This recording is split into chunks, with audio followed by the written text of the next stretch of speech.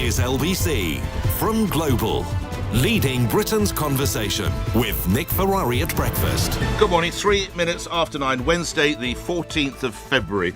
Not quite weeks to go, still a couple of months, but Londoners will get their opportunity to vote for a politician who will enjoy the third biggest political mandate in the whole of Europe. It's the post of Mayor of London. Now, you've heard from the incumbent, the London Mayor, Sadiq, who declines to come on this show.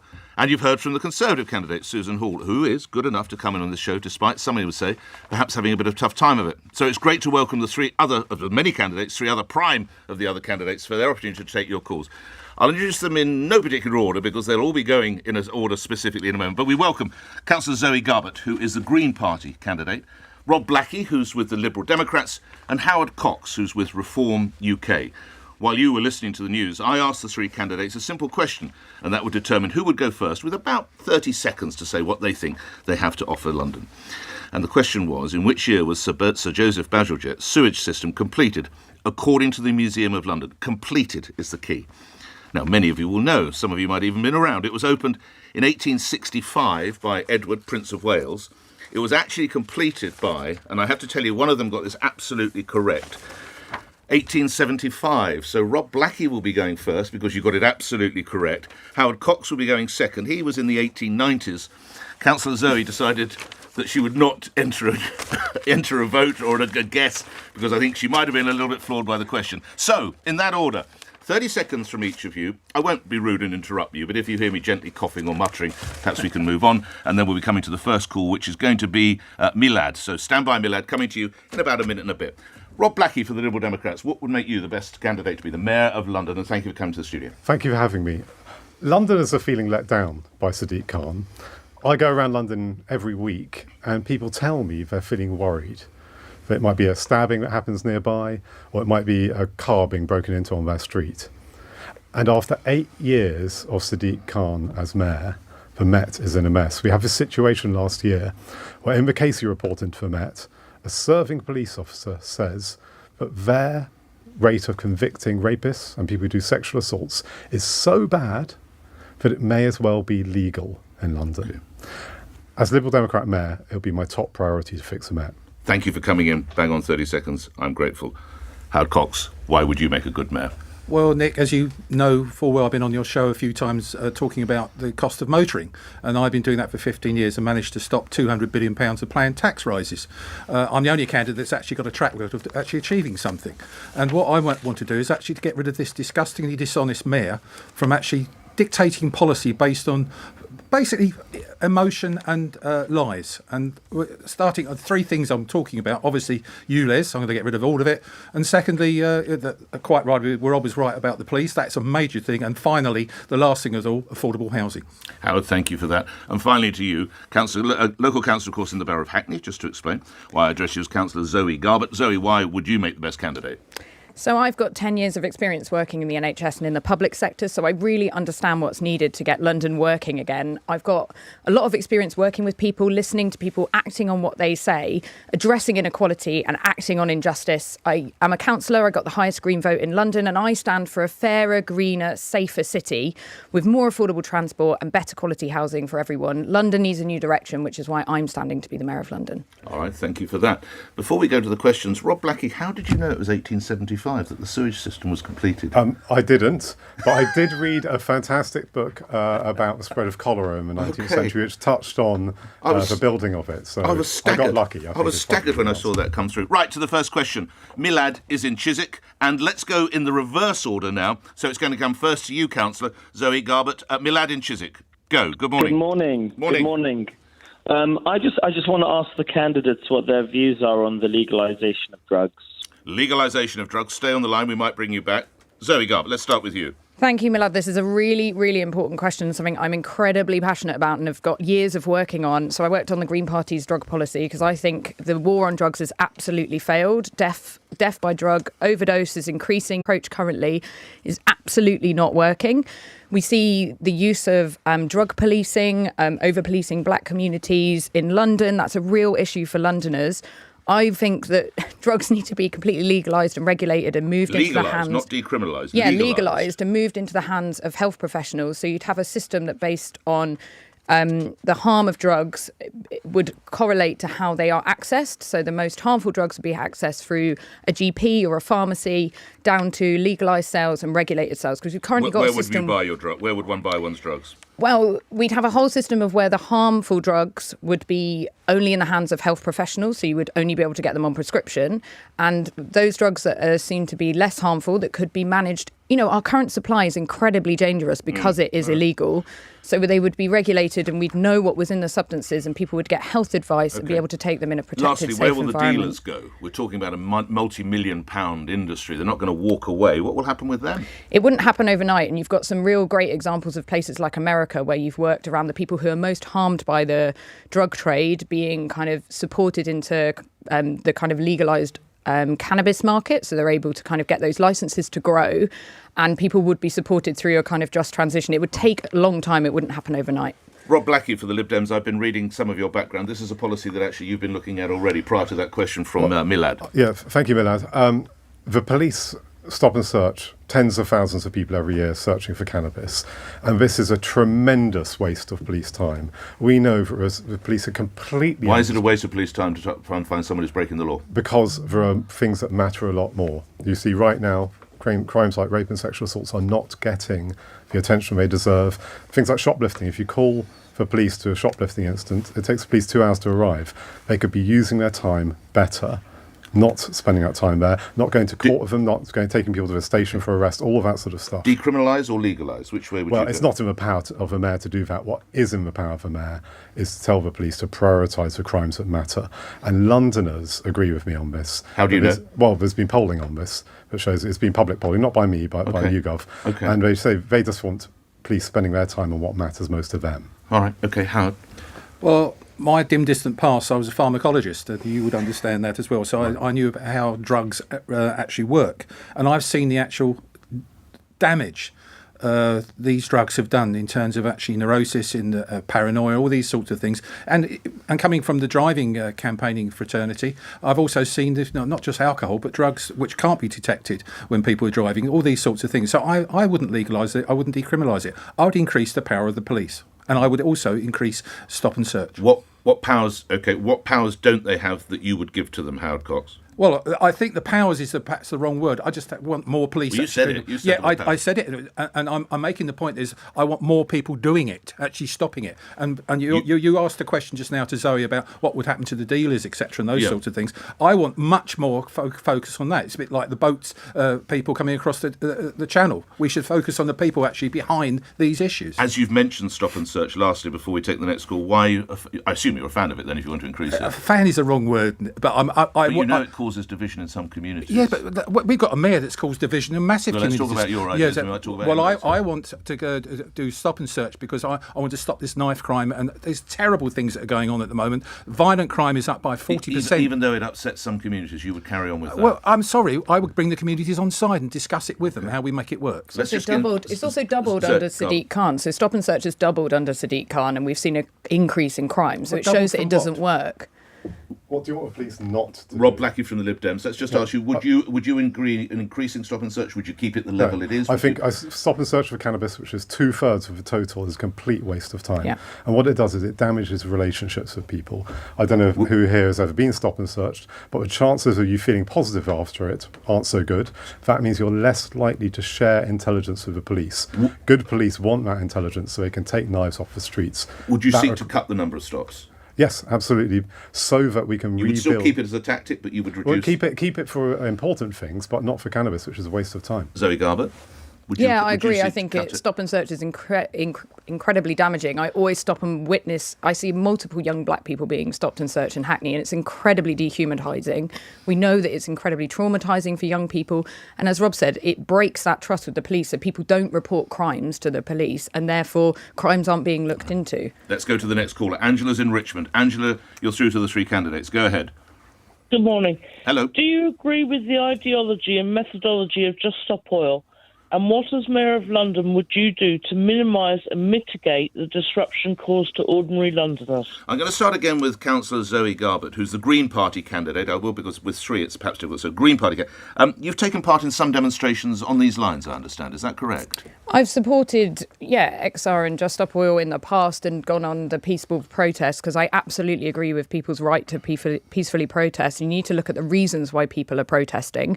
People are protesting because they don't think there's enough action being taken on the climate emergency. And as Mayor of London, that would be my top priority, listening to Londoners and making sure that as Mayor you're taking as much action. The climate would be your top priority, just to clarify. For Greens, climate is part of every decision. Sure. It's not a top priority, it's part of everything that we do. Do you support people sitting down on a bridge or in the high street? I think if they've got a point to make and they're doing it in a peaceful way, it's something that's important, part of our democracy. Isn't it? I mean, peaceful and non-violent. Peaceful action, Yeah, and I think you need to look at why people are doing it. People are doing it because they don't feel heard. They've used democratic processes, they've used the right to vote, and they don't feel like there's action. Can you throw soup over a painting? I don't mean can you do it personally? But would you support those sort of actions? I think you need to look at if it's peaceful and non-violent. You can throw soup over paintings, okay. Can you glue yourself to the offices of an oil company? I mean, I think it's about being peaceful and seeing if it's a non-violent, peaceful protest, and then looking. It's looking at the reasons why people are doing it and making. We are in a climate crisis and not enough action's being taken. Harold Cox, would you glue yourself to the front of BP? Would you throw soup over an Andy Warhol painting? Would you sit in the middle of Victoria Bridge? I think you know the answer to this one. There's absolutely no bloody way would I do anything like that. It's disgusting. These protests have happened. All of them, these particular green environmental groups, actually impacting other people's lives, going to work, doing all the things that they need to do. I'm all for a proper, private. Peaceful process, but not impact. Sorry, what's private? What's a private? What's the point of a private protest? Okay, the private thing is actually a petition, I think. No, and you can laugh as much as you like, Zoe, but I know people that can't get to work, couldn't get to medical appointments. I'm talking about they can privately. It's probably the wrong word, but off the roads, So organised demo in Westminster Green or something on Parliament Square. Exactly, organised and the point of protest is that it's disruptive. No. It doesn't have to be disruptive. You use objective evidence. I've not won one protest in 15 years to keep fuel duty frozen for 15 years. Harold Cox's Reform UK. Let's go to Rob Blackie, Lib Dem candidate. Rob, your question. I've worked on environmental issues my whole career, from conservation of elephants in Africa to climate change for most of the last 20 years. So you'd expect me to be sympathetic, but actually I think Just Stop Oil are completely counterproductive. We have to make environmentalism for everybody, and we've got to make it seem cool and aspirational. And I think there's been a great success in recent years, which is how many people want to buy a Tesla. That has actually made electric cars, rather than being a slightly nerdy, weird thing you do, it's a bit painful, has actually been a car that people buy to show off. And I think more environmentalism is something cool and aspirational, the more we'll all want to get on board for it. So to Angela's last week on this then, Rob Blackie for the Lib Dems, to Angela's specific point, you don't support the motives, their current protest motives. I think they're counterproductive because I think they turn people off, and I don't think that helps. Thank you for that. Hassan in Kensington, you're through to the three candidates. Go ahead, Hassan. Hello. Yes. Hi, everyone. There are, every few weeks, there are anti-war protests in London. As mayor, would you ban them or join them? Is this, just to clarify, is this post-October 7th? Is this Israel-Hamas conflict? It is. OK. Let's start with Rob Blackie with this one. Your view of those demonstrations. And Hassan saying do you think... Sorry, Hassan, do you think they should be banned? Is that what you said? No, I don't think they should be banned. I'm just asking whether they should do nothing, ban them, or join them. OK. Well, OK. Would you join in, ban or do nothing? Rob Blackie. Thank you. I think it's very important people have a right to protest. And that obviously people have very deep feelings on this issue. Completely understand that. The mayor doesn't actually have the ability to ban them. Well, you could talk to the chief of the commissioner of police. You could do, but they're very limited in reality. But I don't think it should ban. No, because I think people should be able to protest as long as they do it within the law. Okay. The police have a difficult job to do there, but on the whole, I think the police are doing a good job within the constraints they have. Chanting from the river to the sea? Well, people shouldn't be breaking the law, and I think if it's something like that, that is obviously going over the line, or a lot of people would say it was. So the police should take action on that? I think it's up to them to make the decision of what's appropriate in the circumstances, because they have a tricky policing decision to make, but they have to enforce the law, and that's their job. Zoe Garbutt, have you attended any of those demonstrations? Yeah, I've attended those in central London, as well as supporting my constituents who feel incredibly passionate about this issue. I was out last night with people on the steps of the town hall who were just coming together to show solidarity with each other, to, you know, people from all different kind of ethnicities, religions, backgrounds, joining together to show solidarity. What was the umbrella for it? Was it pro-Palestine? Was it pro-peace? Last night was to call attention to the potential attacks in Rafah, but also to call for the council to divest from its pension funds. So I think these protests are, again, people really drawing attention to something they're really not happy about. We know that over 75% of people in the country support a ceasefire, and I think it's people demonstrating that and wanting our politicians to reflect the views of the citizens. And the current policing tactics, as we've witnessed on the streets of the demos since October, have they got it right? Have they been too heavy-handed? How would you rate their performance? I couldn't comment on absolutely every aspect. I think they've had to take a measured approach and are trying to keep people safe. But I know there has been some incidences where, you know, they have had to kind of act and maybe being heavy-handed. But I think it's really important to keep it focused on keeping communities safe, because I know that lots of Jewish and Muslim residents currently don't feel safe. So it's important to be tackling hate crime. Howard Cox from Reform UK, your view of those demos, pro-Palestinian weekend demos? Well, I've been to both of them. I went to the 100,000 supporting the Jewish and stopping the anti-Semitic attacks, and there wasn't one hate word I heard in that. I was there all day, but I stood in Park Lane when they came down Park Lane. I was at another meeting, and there was a Palestinian rally, and all I heard was hate crime. And that's the problem with them. There's a common theme here about the police not having enough power, and we need to actually work with the commissioner. They don't have enough power. It's very difficult in a demonstration unless you have thousands of spare police. Well, but this is the point, though. We've got to give the police the tools they need to stop hate crime.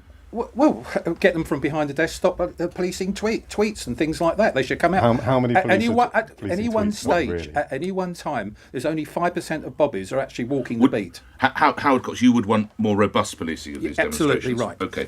On a related theme, you are probably aware that a case went before the Westminster Magistrates Court yesterday, and 3 people were found guilty of a low-level terror offence of having a paraglider symbol on the back of their tunics. They, however, have only been given suspended sentences. It could have attracted a term of 6 months. They got suspended sentences for a terror offence. Too light, Zoe Garbutt? I think the quote from the judge was that there was no actual evidence of their association with Hamas, so I think it was down to the judge to make that decision. Rob Blackie?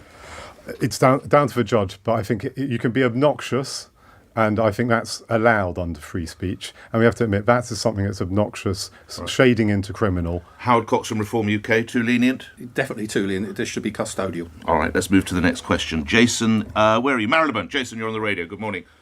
Good morning, everyone. I'd like to ask what their view is on the crippling, what it's like driving in London at the moment with the congestion charge ULEZ. I paid nearly £7 an hour to park in Westminster yesterday. So you've got congestion charge, you've got ULEZ, you've got very high parking costs, which if you drive a certain type of vehicle is even loaded on that. Obviously, we're going to come first to Howard Cox for Reform UK. Howard Cox? Well, there is both nationally and in London, considerable anti-car, anti-driver policies. They've been developing for the last 20 years. That's why I've got into actually supporting them. And it's totally wrong. It's based on a premise, an idealism, a virtual signalling green agenda. When, for example, in terms of extending the ULEZ extension down to the M25, even TfL and the Imperial College, when they're not being bribed by the vice or the deputy mayor to actually change the results, there's no... What proof have you got of any bribery, Howard Cox? Well, the bribery is not financial. They said they would. Imperial College were asked to do a study to find out whether ULEZ extension would actually improve the air quality. They came back, no, it doesn't, and they were disappointed. So the deputy mayor, I think it's Shirley Gonzalez. Well, you should know. Well, okay. I don't necessarily need to know that, Nick. But she actually asked them to change it because it doesn't fit in with their agenda. I think if you're accusing someone of bribery, it's a good idea to know who you're talking about, Howard Cox, isn't it? All right. Well, look, ULEZ does not work. All it is a cash grab on the poorest and also small business, and it's ruining London. Green candidate Zoe Garbutt. Thanks, Jason. I think your question really speaks to the heart of fairness, and what I hear a lot from Londoners is about making sure that we've got a fair system so that people are able to make the choices to have choices in the way that they get around, because currently it's incredibly expensive to get around our city. I think it's up to about £9.80 to make a single journey in some instances on the public transport network, and that's what I really want to focus on, making it more affordable. Hang on, the call, with respect, that might be what you want to focus on. Jason wants to know about what you would do for motorists. Would you keep all the current policies? I think it's about looking at the alternatives and making sure that people have those alternatives. When ULEZ was brought in, the current mayor... Would you keep the current policies, is what the question is, respectfully? I'd look at... Especially when they don't work. I'd look at listening to Londoners and making sure that our out-of-date congestion charge is overviewed, looking at how we make a fairer charging system. Overviewed with a view to scrapping it, reducing it, doubling it with a view to... Scrapping it and probably moving towards a smarter, fairer road charging system. Such as pay per mile? But it would have to be consulted on with residents to make sure it was fair. But what I think the failure of ULEZ has been not making sure that people had those alternatives earlier on. Like, we would have looked at bringing in public transport and making sure that people were able to have other options to get around the city that are more affordable and reliable. Is a failure. You just said it. No, I don't think I said one of the failings of ULEZ. I have supported the ULEZ. The Lib Dems' Rob Blackie, to the more broader point, which was Jason's question for motorists. I think he used the word crippling for motorists in London. What he's touched on, of course, is that we've now got this very confusing patchwork system for drivers in London. I think a key thing we've got to do is incentivise people to have green behaviours. And I think, as I mentioned with electric cars earlier, we've had a very successful system of encouraging people into electric cars. You're a care worker living in Orpington. You can just about afford to keep a Ford Fiesta on the road to do your work. How the hell are you going to get him or her in a Tesla? Well, I'm not saying get them in a Tesla, but I'm saying we've got to make it easier for them to... What is encouraging green behaviours? We've got to make it easier for people to transition. OK, so how are you going to get him or her into an electric car? They can just about keep the Ford on the road. Even a hybrid actually would do pretty much the job. Do you know how much they cost? I have one myself. Well, they're getting cheaper. This care worker in Orpington can't afford it. No, absolutely, I entirely understand that, and that's why we've got to help people make that transition. And that's, I think, where the mayor has been very bad. It's bringing in ULEZ so quickly that made it harder for people to make the transition. I had to do that myself, actually, when I discovered in the previous set of ULEZ that my car wasn't compliant. But because I had 2 years to adapt, it was not a problem for me. It's much easier if people have time to make that quick response from Hal. There is absolutely no need to do a transition. In the last 15 years, HGV vehicles have halved their emissions, but we don't get that headline. Those are the sorts of things we should be doing, is incentivising clean fuel technology, not punishing them in the pocket. Final point on this before we move on, Hal Cox, you've just blown a massive hole in your budget. If you do away with ULEZ, if you do away with congestion charge, how are you going to replace the money? Well, for a start, you know how much it costs to actually fund it. It breaks even. When I walk in on the first day, ULEZ is go bye-bye. It's going. All the staff would go, and we'd. You're going to have to pay them off. Well, yes, it would be, but that comes out of capital long term. In terms of, we can talk about balance sheets and profit and loss, but it's got to go because we've got to bring people back. I'm the only candidate that was actually commissioned research to show that ULEZ has cost £1 billion to the GDP of London. And Silvertown Tunnels cost £2 billion. So. And let's move on to another key issue. Dan in Boreham Wood, just outside. Your question. Good morning. Hello. Hi. Yes. Homelessness. I realise that the cost of getting a room for the night, if you end up getting a room every night, is the same as renting a place. It's so expensive and people are on the streets, and I'm wondering what you intend to do about something that seems to not be that expensive to solve. Let's let Rob Blackie from the Lib Dems start this off. We have a real housing crisis in London right now. It is absolutely appalling. And I talked to a young man in Southwark the other day who just had his rent put up by 50%. And that sort of increase is now quite common. And that's now the leading cause of homelessness. And the root of this is we're not building enough housing. We need to build hugely more housing in London. How are you going to do that? And nationally. We've got to free up the land that London government has. We've got to work with national government to make it easier. But they're failing as well. Well, right now, for instance, thousands of houses in London are held up because the government has made a change in regulations saying you need 2 staircases in a block. They won't actually clarify for which blocks that means. But is that a safety issue? It is meant to be a safety issue. So you'd build unsafe housing? Done with good intentions. But they've made it unclear so people don't know whether or not they need to. So they're spending months talking to lawyers about, well, does this block need a staircase or not? We need to build more housing quickly. If we don't build more housing overall, and the mayor has failed his targets horribly here, we're going to continue to have this problem. All right, Zoe Garbutt. Thank you for bringing this really important issue here, because we know that over a half of the country's over 180,000 children who are homeless are in London. I think that's an absolute tragedy and a real sign of a failing system. I say that we're absolutely beyond a housing crisis. I'm a private renter myself and I'm a councillor, and this is the top issue that people bring to me, from damp, cold, mouldy homes to, the overcrowding or being priced out. In the pandemic, we saw that we were able to bring everyone into safe, comfortable, secure housing that were on the streets, and that's something that I think we should be looking at, how we make sure we provide that housing. But also, I think there's loads the Mayor can do within the London plan to hold developers to account to get the housing that we need. And I've been talking about a rent commission to make sure that we're putting that evidence to government for rent controls to make sure that we are bringing those rents down. All right. If you were to pursue that, of course, it's going to mean that these homes have to be found. How would you actually stimulate builders to build them? So we talk about also looking at the stock that we've already got. There's, we've done, the Greens in City Hall have pushed for a buy the supply model, which is where we buy the stock back. We've lost loads of homes through right to buy. We've lost over 250,000 homes in London. Well, so we need to look at more houses. Yeah, but it's looking at not demolishing the ones that we've already got and also buying back those that we've lost. So we look at a kind of green alternative option. And then if you do build them, making sure that more of them are affordable within those blocks. Zoe, thank you. Let's go to Howard Cox for Reform UK. Just before you give your response, do you agree, Suella Braverman said homelessness was a lifestyle choice. Would you agree with the former Home Secretary? I thought I would get something like that sort of thing. I sympathise with the point, but I think it's rather indelicately put. What would you do about the homeless issue in London? Well, I think we agree on this one. I mean, we're right across the board here. One of the things is planning is a problem. Planning is so slow. We need to break that issue.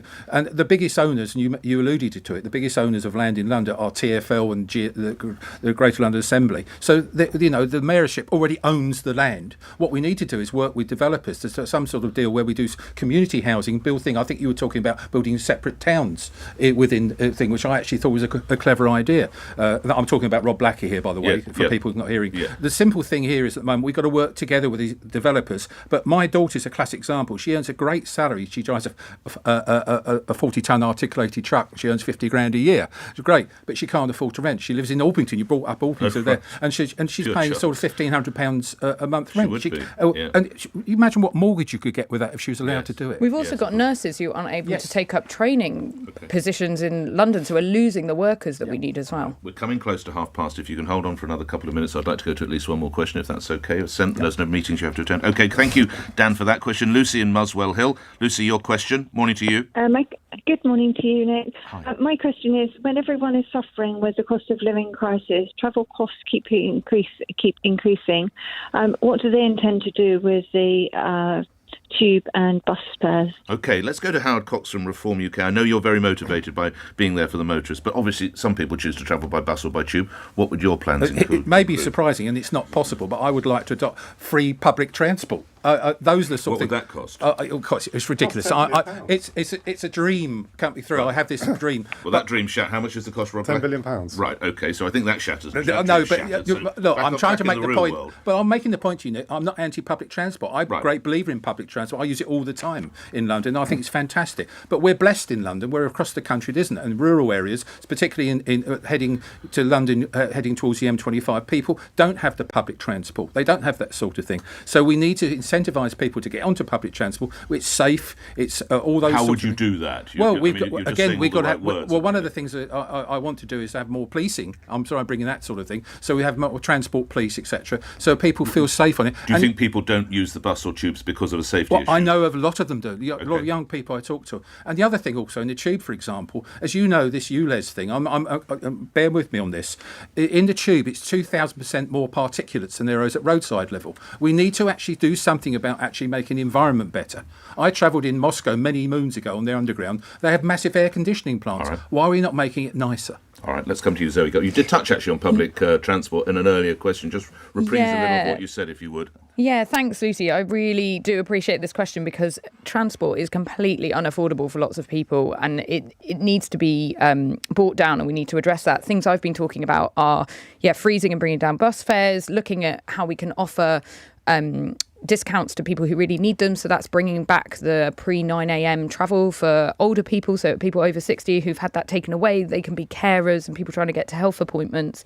And also extending the free travel for young people from 18 to 22 and just making sure that people can get around, but also making sure that the system's more reliable, so people are paying into it. We need to make sure that it's giving them a really good service. All right, OK. Rob, thank you. Rob Blackie, public transport.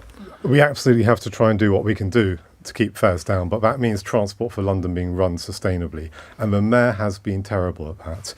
When he first came in, he did a cut to the fares that are really only used by tourists, single fares. He mismanaged the delivery of Elizabeth Line, but lost hundreds of millions because of that. And then when COVID came along, Transport for London was in a huge crisis, and he's gone through his rounds of negotiation with national government that have led to huge bus cuts, and that means TfL is in a mess. We've got to get some stability there, not trying to pretend that we can give it all away for free, because that money has to come from somewhere. Last couple of questions from me, and we'll go around the three candidates, and thank you. We've been talking a little bit about the people convicted of a terror offence. Also, we learned earlier this week that two Jewish theatre goers were hounded out of the Soho Theatre just around the corner from where our studios are after a comedian unveiled a Palestinian flag and asked them why they refused to clap. How concerned are you that it took the media to break that story? And indeed, how concerned are you with anti-Semitism in London? Can I start with you, Councillor? So I hear from lots of residents about the increase in hate crime, and we know that that's been a real issue for people in London. I think we need to really be listening to people about what they need, working with residents so that they know that there's... about anti-Semitism specifically, though. Yeah, so I'm talking about Jewish residents. So obviously I represent Hackney, that's got a large Jewish population. So I've been listening to the Jewish community and making sure that they feel safe, and that they've got the... I know that police have been kind of increasing their patrols and supporting people where they need that support. But it's horrific what residents are experiencing, and we need to really tackle it. Thank you, Howard Cox. I'm very worried about the anti-Semitism, how it's grown and grown and grown and continues to grow. I'm victim of things like death threats and things like that because I stand up for the motorists. I'm apparently a fossil fuel lover and those sorts of things. So what's that got to do with anti-Semitism? Well, I'm about to... I think it's talk about the level of threat is what Howard It's Cox the level is of threat they're up against and those sorts of things. And that's the problem with it. What we need to do is break down this division, and the king of division is the London mayor, current London mayor. Well, he's not responsible for anti-Semitism, is he? No, he's divisive in splitting communities. Splitting cyclists and drivers is another one. I think he's been good at supporting Jewish people recently, though. He's done very well. He's done very well in supporting people through this crisis. Rob Blackie, the level of anti-Semitism in this city. This particular incident is appalling, and it is symptomatic of a broader problem we have with anti-Semitism. And that problem is that many people think that anti-Semitism is somehow different from other forms of racism. It is just as terrible and evil as other forms of racism. And before I let you go, sorry, 5 minutes over time, there's a question tailored for each individual of you. And I'm going to start, if I may, with you, Councillor. Jenny Jones famously served as the Green Party Deputy Mayor of London under a Ken Livingstone administration. Would you serve as Deputy Mayor under Sadiq Khan? If he'd have me, yes, absolutely. OK. Rob Blackie, the Lib Dems have struggled in London mayor elections. They haven't kept their deposit, i.e. 5% of the vote, in the election since 2008. Why are you going to make a blind bit of difference? Well, the Conservatives aren't going to win in London. They've got a terrible candidate. We're talking about the Lib Dems, given up. And Sadiq Khan doesn't deserve to win. If people want a change on crime in particular that affects the most vulnerable in this city, they need to vote for 5+%? I very much hope so. The polls would say significantly better than that right now. And lastly, Howard Cox from Reform UK. Reform was previously the Brexit party. What has been good for London about Brexit?